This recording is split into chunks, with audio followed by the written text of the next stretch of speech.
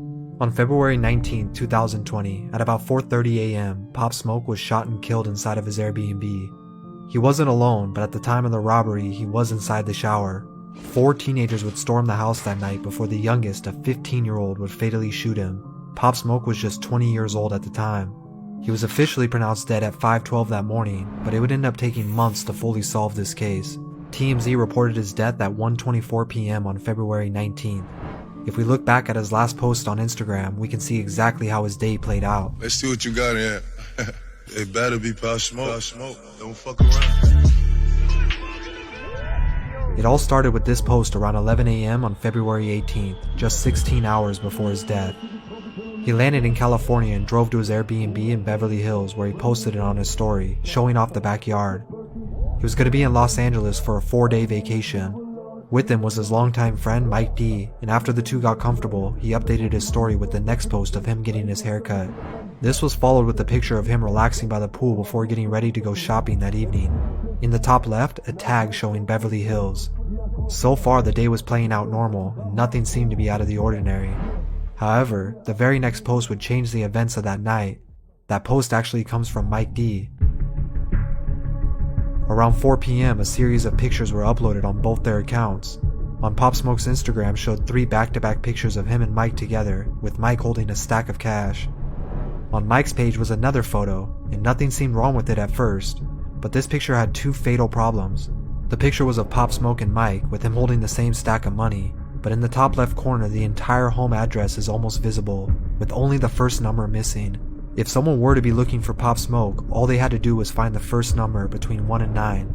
But the worst mistake would come after Mike geotagged the post, showing the location on Instagram maps. This was something they simply couldn't afford to do. An average person can get away with this, but for a high-profile rapper holding wads of cash, this was unacceptable. Despite these posts, the afternoon would carry on seemingly normal, but a few keen eyes had already begun connecting the dots. At 5 p.m., another update to Pop Smoke's story would be added. This one showed him driving once again with the same stack of cash, and a diamond-studded Rolex on his wrist. Now there was a location and a motive, and for them, that was enough. For a few hours, Pop Smoke didn't update any posts, but we know he was out shopping.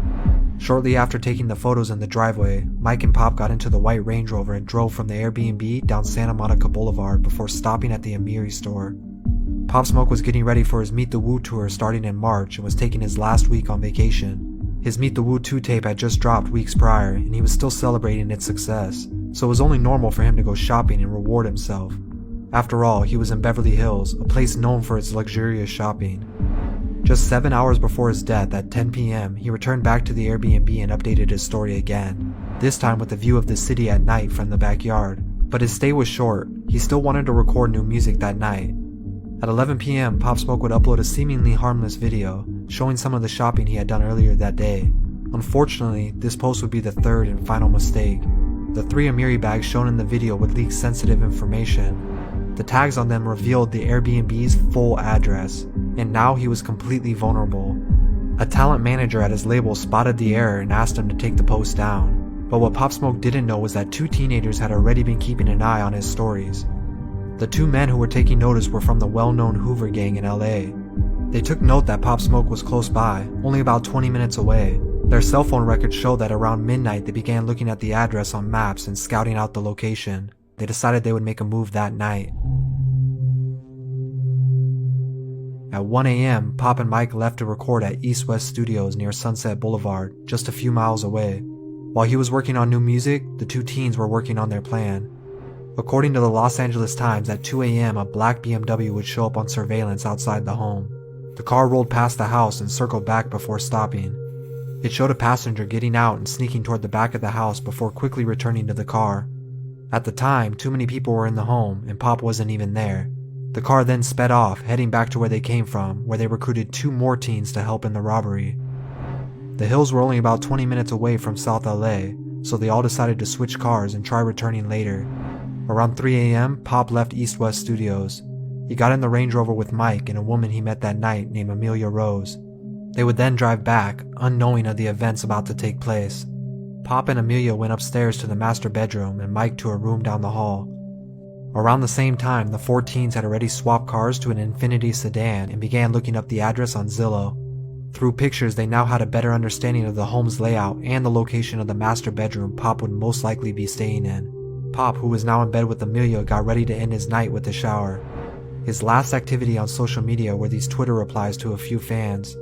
About 20 minutes passed and the Infiniti would pull up, lights off.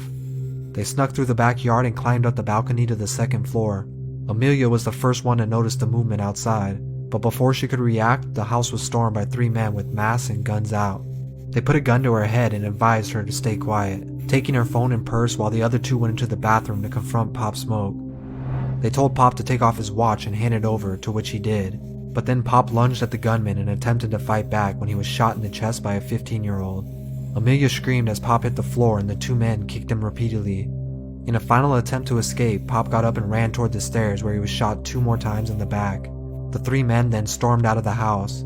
Mike was woken up by gunshots ringing through the halls, to which he found Pop at the bottom of the stairs and immediately called 911. Hello? Hello?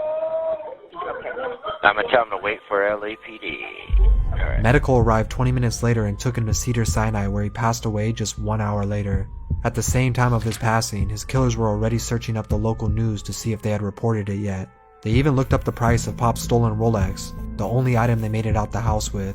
In total, they got just $2,000 for it, split between 4 people. Despite having cell phone and internet records, authorities didn't have hard evidence to make arrests for almost 3 months.